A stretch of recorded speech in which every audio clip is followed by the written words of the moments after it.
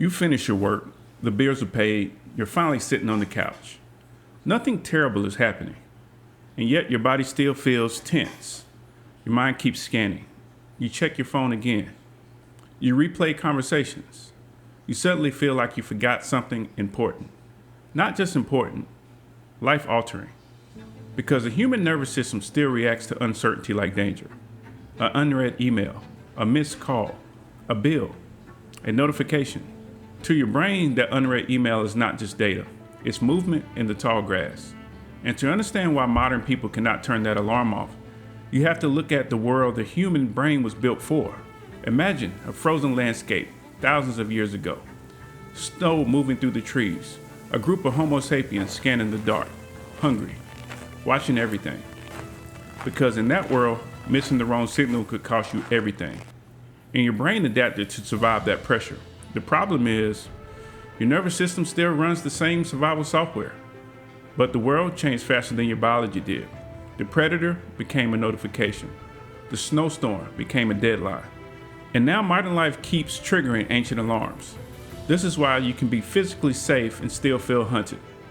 This is why modern life can feel like survival, because your brain was shaped in a world where scarcity could kill you. But now it lives in a world full of artificial urgency.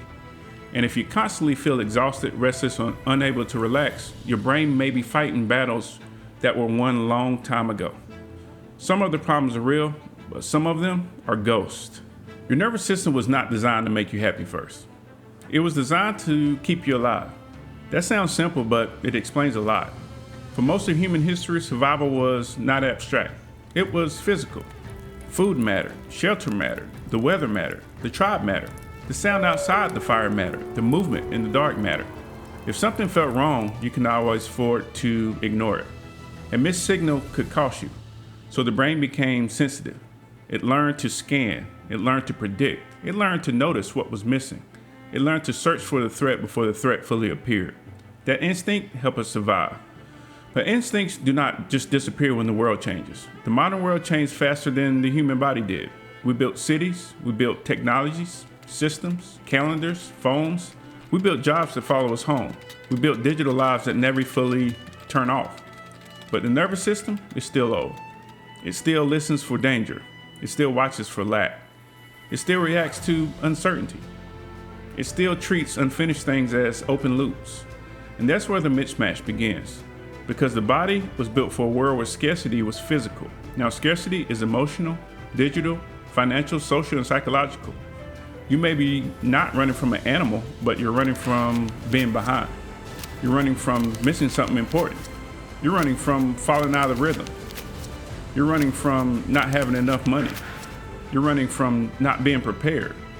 You're running from looking like you do not have it together. And the body does not always separate those things clearly. It just feels pressure. It just feels threat. It just feels like something has to be handled right now. The modern world rarely enters your life like a threat. It enters as a notification, a small vibration, a glowing screen, a red dot that instantly pulls your attention. And the strange part is that your body reacts before you even think, before you consciously process the message. Your nervous system is already preparing for something, because notifications do not feel neutral to the brain. They feel unresolved, like something that needs to be handled right now. And each one is small. That is what makes modern exhaustion difficult to explain. Because if someone asks what is wrong, most people do not have a dramatic answer. Nothing catastrophic happened, but internally, the nervous system never fully settles. And after enough years of this, many people quietly begin to feel something strange. Stability starts feeling like a performance. Even when life looks stable from the outside, even when responsibilities are handled, even when people say they're doing well, internally, the body can feel still one problem away from collapse. Because modern life trains people to maintain the appearance of stability while constantly preparing for instability.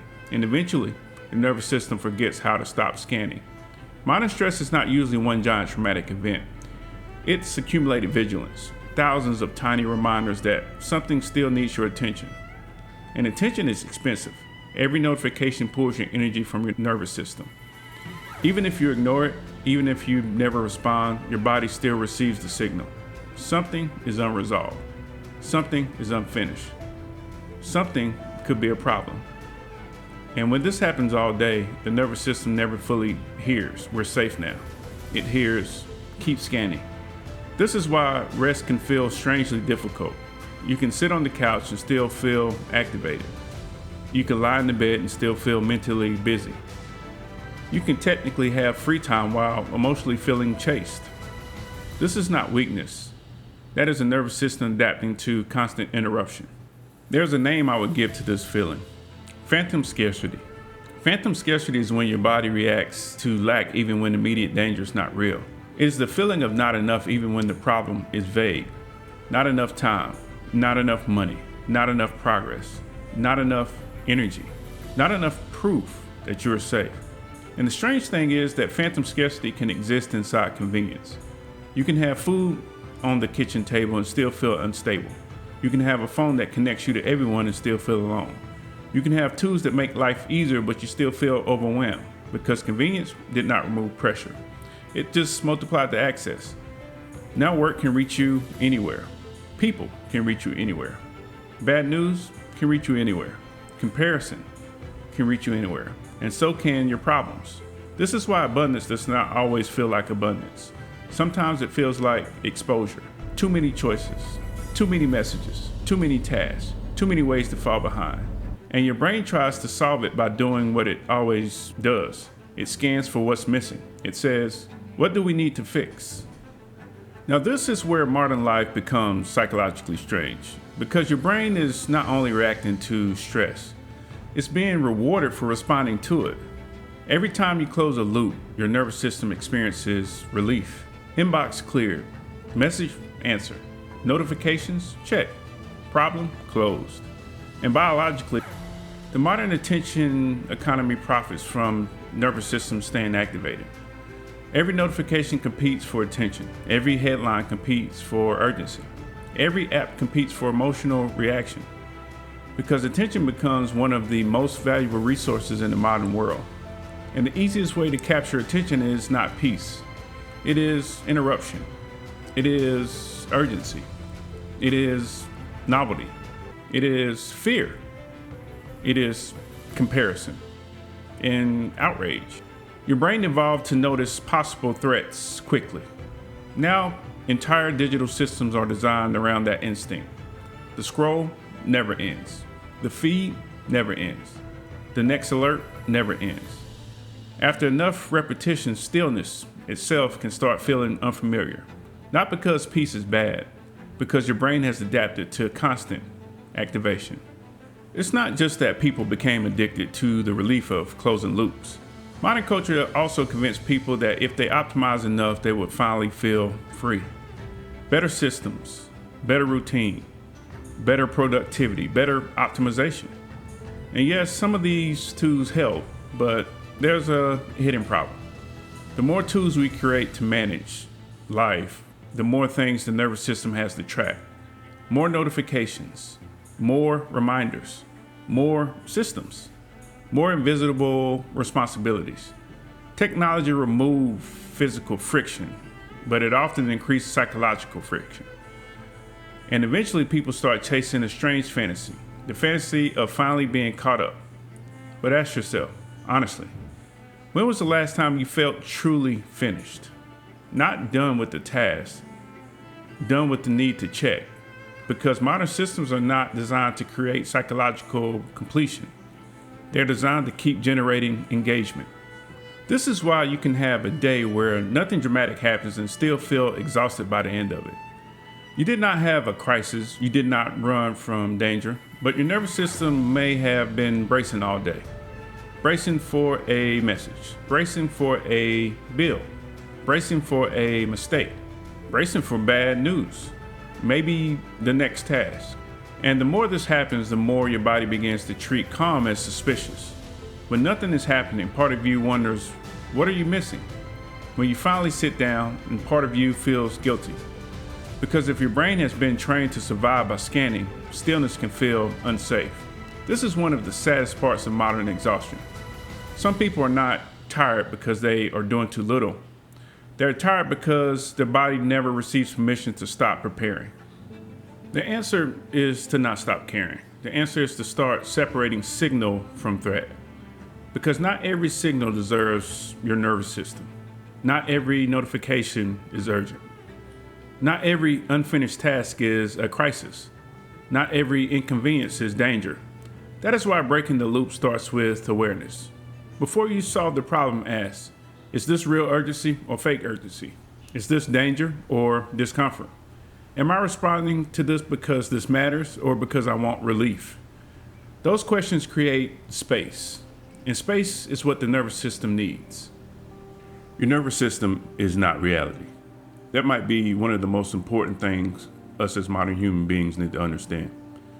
Because your body can feel urgency even when danger is not actually present.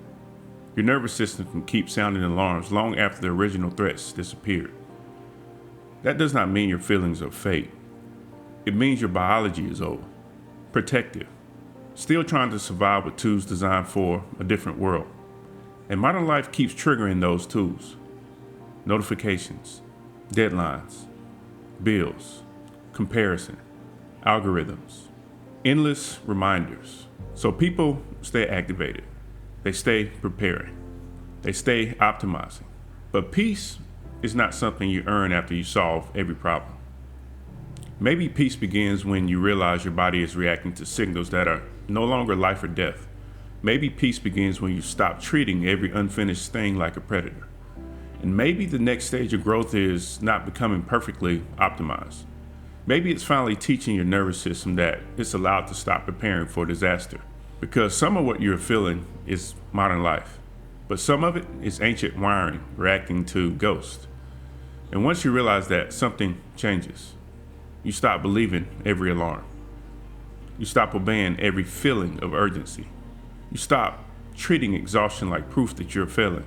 Slowly, maybe for the first time in a long time, your body begins to understand something it has forgotten.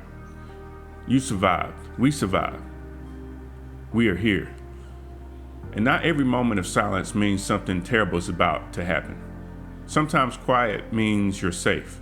And honestly, part of the reason I wanted to make this video is because I struggle with this too. I know what it feels like to technically be resting while your mind's still scanning for something. To feel like you should be relaxing while part of your body still feels emotionally braced. I think a lot of modern people quietly live like that now. Always preparing. Always checking. Always trying to stay ahead of something invisible. That's why I think conversations like this matter. Because sometimes people do not need another productivity system. Sometimes they just need language for what they're feeling. And maybe understanding the pattern is the first step to finally loosening the grip for all of us.